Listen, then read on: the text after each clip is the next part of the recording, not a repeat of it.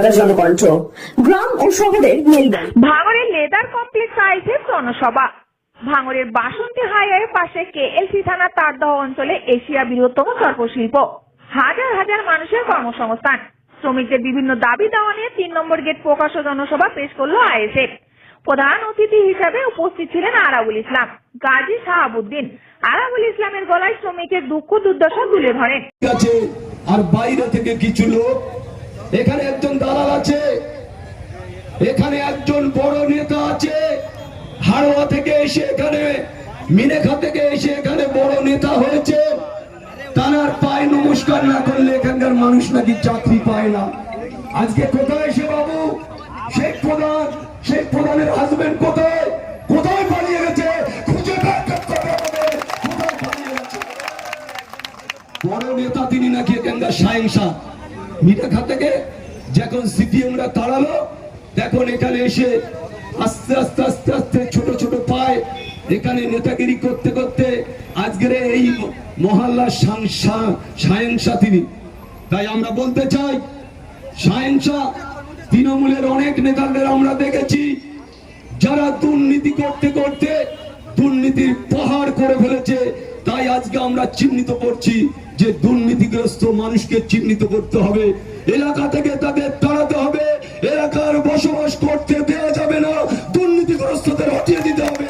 এটা আমাদের ভাঙড়ের মানুষকে শপথ নিতে হবে। একটা কথা আপনাদের উদ্দেশ্য করে বলি, মালিক পক্ষকে কান খুলে শুনে রাখুন। যদি কেউ একা দাবেদারি করে এখানে আপনাদের উপরে ছড়ি ঘুরিয়ে এলাকার মানুষকে বঞ্চিত করার চেষ্টা হলে মালিক পক্ষরাও রেহাই পাবে না। আমরা জানি বিভিন্ন জায়গা থেকে, আজকে কলকাতা বিভিন্ন জায়গা থেকে মালিকরা সেখানে প্রায় 2000 ট্যানারি আছে, আমার মনে হয় 2 থেকে 2500, সেখানে প্রায় 5 লক্ষ মানুষ কর্মসংস্থান। আমি শুনছিলাম যে যারা সরকারে এসেছে, রাজ্য সরকারে, তাদের কিছু গুটিগত লোক তারা করে কেমনে খাবে বলে এই লেদার কমপ্লেক্সের ভিতরে তারা কাউকে ঢুকতে দেওয়া হচ্ছে না। লেদার কমপ্লেক্সে তারা নিজেরাই রাজ করছে। এই রাজ চলবে না। আমরা জানি বিগত দিনে 15 বছরের তৃণমূল অনেক রাজ করেছে।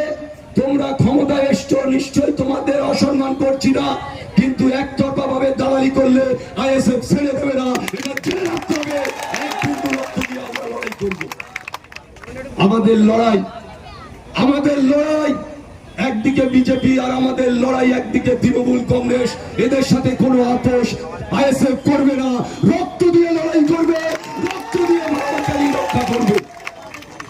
আমি প্রশাসনকে বলবো কান খুলে শুনে রাখুন। একতরফা ভাবে কাজ করলে লেদার কমপ্লেক্স থানা আপনারা জেনে রাখুন, আইএসএফ এর কর্মীরা কিন্তু ভাঙে তো মস্কায় না, এটা জেনে রাখতে হবে। তাই আজকে আমরা 3 নম্বর গেটে একটা ছোট্ট মিটিং করে হাজার হাজার মানুষ এনে আমরা প্রমাণ করে দিচ্ছি যে আগামী দিন আমরা রাস্তায় নামবো তো বাসন্তী হাইওয়ে অবরুদ্ধ থাকবে, 1 সপ্তাহ খুলবে না, এটা জেনে রাখতে হবে। ভাঙড় ক্যানিং এর মানুষ আমরা লড়াই করতে ভালোবাসি, আমরা কিন্তু পিছিয়ে কাপুরুষের মতন থাকতে ভালোবাসি না। তাই আইএসএফ এর ছেলেরা সবসময় লড়াইয়ে ভালোবাসে, লড়াই করতে পারে, বুক দিয়ে লড়াই করতে পারে, গুলি খেলে লড়াই করতে পারে। আমরা লড়াই করব, আমরা আমাদের দায়িত্ব আমরা পালন করব। শ্রম করে যারা এই কাজটুকু করছে তাদের ন্যায্য পাওনা গণ্ডা দিতে হবে। নতুন করে একটা সরকার পরিবর্তন হবার পরে এখানে বেশ কিছু, বেশি ছেলে নয়, 39 ছেলে এখান থেকে এই কোম্পানিদের ভিতরে ঢুকে যারা যারা যে যে জায়গায় কাজ করতো সেই সব কাজগুলো আটকাচ্ছে, যা আমরা করব আমাদের লোকেরা করবে। আমরা তাদের উদ্দেশ্য করে বলি যে ভাই তোমরা অনেক করেছো, তোমরা এখানে অনেক লড়াই করেছো, অনেক কিছু করেছো, এখানে যারা কাজ করছে তারা কাজ করবে। আমরা চাই তারা যাতে এখান থেকে কাজ না হারায়। আমরা কিন্তু আমাদের ছেলেদের জন্য দাবি করতে আসিনি, আজকে যারা এখানে কাজ করছে তাদের কাজ বহাল রাখার জন্য। আমরা মালিক পক্ষকে বলবো যে আপনারা সঠিকভাবে আপনারা ব্যবসা করুন, কোনো নেতার দাবেদারি করতে হবে না। আপনারা আপনাদের যোগ্যতায়, আপনাদের পয়সায়, আপনাদের টাকায় আপনারা ব্যবসা করতে এসছেন। একটা সময় তৃণমূলের দাবেদারি করেছেন, এখন আপনারা দয়া করে এখানে অন্য কারুর দাবেদারি করবেন না। কেন? আমরা দেখেছি, আমরা আজকে 1 সপ্তাহ ধরে শুনছি যেখানে বেশ কিছু দপ্তর কাজ করা, যেমন চামড়ার ময়লা তোলা, চামড়ার তোলা, চামড়া ছাড়ানো বিভিন্ন খাদে 4-5টা খাদে কাজ করার এরা শ্রমিকরা করে, সেই সব দিকগুলো একটার পর একটা বন্ধ করে রেখেছে। এরা নিজেরা বিজেপির কিছু ছেলেরা তারা চেষ্টা করছে কোম্পানির কাছ থেকে টাকা নিয়ে তারা খনতে উঠে আসার চেষ্টা করছে। আমরা কোম্পানির কাছে বলার, আমরা যারা চর্মশিল্পর সাথে যুক্ত যেসব কোম্পানি যারা এখানে কাজ করছে, হাজারে হাজারে এখানে প্রায় বহু মানুষ এখানে, আমার কাছে খবর আছে 4 থেকে 5 লক্ষ কর্মচারী এই শ্রমিকরা কাজ করে। ম্যাক্সিমামটাই প্রায় 40 থেকে 50 হাজার ক্যানিং পূর্বে বিধানসভার লোকেরা এখানে কাজ করে। আমি যখন ওইদিকে প্রচারে যাই এখন সবাই বলে আমরা লেদার কমপ্লেক্সে কাজ করি। তাই আমাদের কাছে একটাই বক্তব্য যে লেদারে যারা কাজ করে, যারা শ্রমিক, যারা খেটে, যাদের দুবেলা দুপুটো অন্ন জোটে, তাদের কাউকে এখান থেকে বঞ্চিত করলে আমরা আইএসএফ কোনোভাবে বরদাস্ত করব না।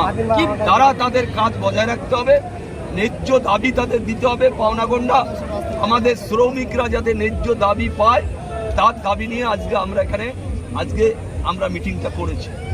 জিএমসির আমলে যেভাবে তোলাবাজি করা হতো লেদার কমপ্লেক্সে, আবার শাসক দল আসলো বিজেপি, কি বার্তা দেবেন? এনাদেরকে কি সতর্ক বার্তা দিতে চাইছেন? না, আমি বিজেপি বলো আর অন্য দল বলো, আমি বলেছি এখানে যে দলই হোক তাদের নিয়ম নীতি আদর্শ মেনে কাজ করতে হবে। আমি জিতেছি বলে আমি সারা বাংলা কিনে নিয়েছি, এটা বড় কথা নয়। আমি জিতেছি বলে এখানে কোনো লোক থাকবে না, এটা বড় কথা নয়। এখানকার মানুষ শান্তিপ্রিয় মানুষ, ভাঙড় ক্যানিংয়ে, তাদের যেভাবে কাজ করার সুযোগ তারা করছে, তাদের সেই সুযোগ দিতে হবে, কোনোভাবে বঞ্চিত করা যাবে না। উপস্থিত হয়। সমগ্র অনুষ্ঠানটি পরিচালনা করেন রাকিবুল ইসলাম, রাহুল মোল্লা প্রমুখ বিশিষ্ট ব্যক্তিবর্গ। ক্যামেরায় রোজলিন ইয়াসমিন, সঙ্গে কাজী হাফিজুল, রিপোর্ট নিউজ, কলকাতা। চিকিৎসার কথা ভাবছেন? আজই চলে আসুন শীর্ষ general and eye care hospital. 40 বছর মানুষের সেবায় নিয়োজিত সুচিকিৎসার বিশ্বস্ত প্রতিষ্ঠান। কলকাতার অভিজ্ঞ ডাক্তার দ্বারা অপারেশন ও চিকিৎসা করা হয়। কাঠালিয়া, ভাঙড়, কাশীপুর, দক্ষিণ 24 পরগনা। যোগাযোগ 7407337744, 7407441233।